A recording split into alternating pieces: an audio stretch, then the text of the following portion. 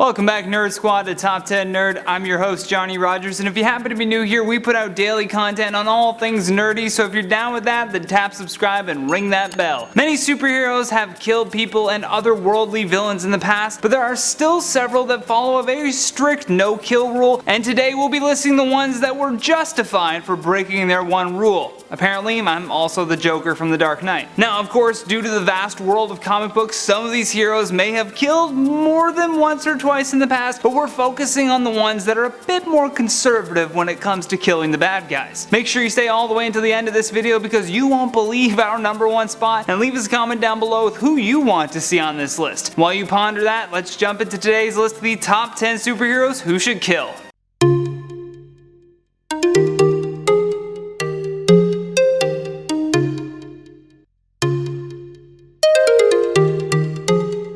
In at number 10, the Green Lantern. As we're sure many of you know, the Green Lantern Corps is perhaps the most powerful group in the DC universe. They are essentially in charge of keeping the peace throughout multiple planets, and for Hal Jordan, a ton of weight is placed on his shoulders to guard Earth. For the most part, he has been able to uphold justice without having to wipe people from existence, but after the destruction of Coast City, he went a little crazy. The alien tyrant known as Mongul and his forces destroyed his city along with 7 million of the innocents that lived there while Hal was away. Now filled with rage, he flew into Engine City and attacked Mongul. I mean, rightfully so. Imagine watching your former home just be destroyed as you defend everyone else. Hal also murders 2 of his closest allies along with most of the Guardians. This was later retconned, but the deaths still remained consistent and #justified. In at number 9, Cyclops. For the most part, Scott Summers and Professor X have seemingly got along fine, although as it turns out the two may have had some passive-aggressive feuds slowly building amongst them. In the Avengers vs. X-Men conflict, Cyclops had gotten a hold of the Phoenix Force, which transformed him essentially into a supervillain. By the 11th issue, Xavier was attempting to help Cyclops escape the grip the Phoenix Force had on him, but Scott on his own free will declined the offer. Professor X attempted to use a psychic attack on Scott, but his Omega-level mutant powers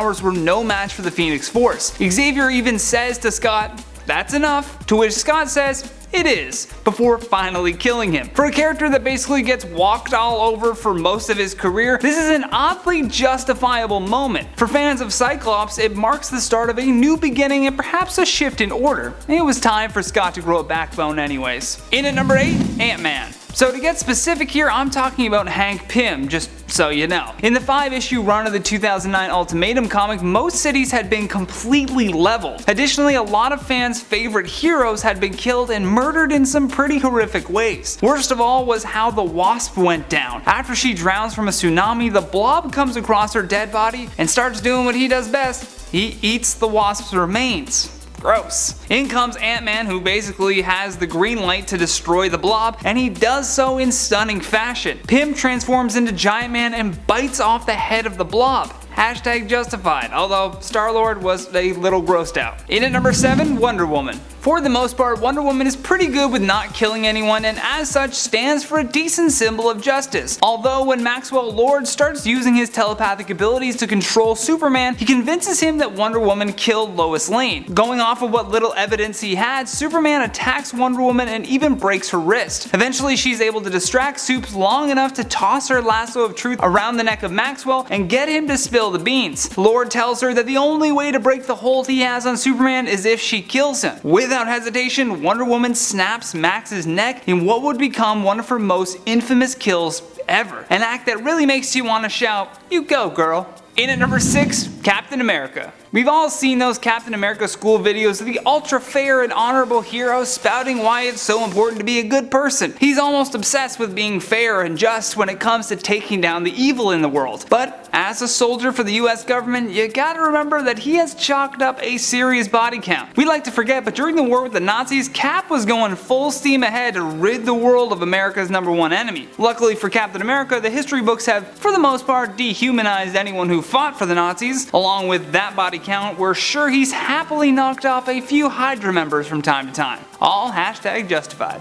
In at number 5, The Flash. Barry Allen has slowly but surely been moving away from the super fast hero that doesn't kill to one big psychopath. Of course, after losing his mother and basically breaking the world with his actions resulting in Flashpoint, he would undoubtedly start to have a mental breakdown. However, no one, not even the Flash himself, could get inside his head like the villain Zoom. Zoom's entire mission in life was to take out the Flash no matter what. He even killed Barry's wife Iris West because he had this crazy obsession with watching the Flash suffer. Although he ultimately let Zoom go, he wasn't so lucky the next time. On Barry's wedding day, Zoom showed up, and before he could do anything, the Flash said, "No, not today, Satan." Barry then proceeds to snap Zoom's neck before he could harm his new fiancée, finally putting an end to the madness. Although he had to break his heroic role for a moment, we can all agree this superhero kind of did the right thing. In at number 4, Daredevil. Now, although the Daredevil has killed in alternate universes, let's focus on perhaps the most justifiable kill. In the 1989 issue of What If number 2, the title was literally What If Daredevil Killed the Kingpin. The Kingpin, better known as Wilson Fisk, has been a longtime arch nemesis of Daredevil. One of Matt Murdock's secretaries by the name of Karen Page had sold his identity as the Daredevil to Wilson Fisk. Once having this intel, the Kingpin proceeded to absolutely destroy Daredevil's life. He ruined his law firm, his home, and even beat up Matt in a fist fight, or as it should be known, a Fisk fight. In one particular version, Murdock is so angered by all of this that he just straight up shoots and kills the Kingpin. And we here at Top 10 Nerd think that that was the right way to end the battle between these two, but also,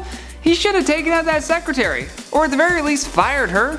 Pun intended. In at number 3, Superman. A lot of death was to be had in the comic book Injustice Gods Among Us, but perhaps the most shocking came by way of the symbol of hope himself, Superman. The Joker not only kills Jimmy Olsen, which kind of starts the rage train for Superman, but he also uses a toxic chemical to fool Clark into thinking that his pregnant wife Lois is actually Doomsday, for which he doesn't realize until the two of them are chilling out in space. Literally chillin'. To make matters worse, the Joker had linked a nuclear attack against Metropolis to Lois Lane's heartbeat. Man, is this guy evil. So with Metropolis, Lois, and his unborn child now dead, Superman goes against the one thing he said he wouldn't do. He commits a deadly and premeditated murder. It wasn't anything fancy either, he just punches right through the Joker's chest and out the other side. Needless to say, even Batman was shook. Although a very justified kill, #justice. In at number 2, Spider-Man. We know what you're thinking, not our friendly neighborhood Spider-Man. Well, yeah, even a teenage Spider-Boy has to kill sometimes. In The Amazing Spider-Man number 121, he accidentally kills Gwen Stacy by trying to catch her with his web as she's falling. But the pullback is kind of what snapped her neck. A very lose-lose kind of situation right there. Although the worst one done by his own doing was in Marvel Team Up number 12. Apparently he kills Moondark the Magician by smacking him through a mystic portal that drops him so high above the Golden Gate Bridge he falls to his death. This may seem like a misstep, but, and I quote, Spidey says, "Even I can't hang around crying over split magicians." Kinda morbid, Spidey. Last but not least, in our number 1 spot, Batman. Now we all know that Batman has a strict no-kill rule and even is strongly against using weapons to do his dirty work. Although in Final Crisis issue number 6, we got a little taste of what it would be like if Batman suddenly decided to break his rule and fire off a weapon. Darkseid had created this maddened clone who moments before killing his creator says, "I made a very solemn vow about firearms, but for you, I'm making a once-in-a-lifetime exception." He then shoots Darkseid in the chest with a bullet made of radion, the same type of bullet that was used to kill Orion. Wait, what was that?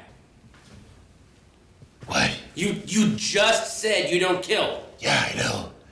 It's like my one rule. And that has been the top 10 superheroes who should kill. Thank you so much for watching. If you enjoyed this video, show us some love by tapping that like and subscribe button. Plus, leave us a comment down below with your thoughts on this list. Do you want to add any more? Let us know. And for more videos like this one, all you gotta do is click that playlist on the screen. From Top 10 Nerd, I'm Johnny Rogers saying until next time, take care.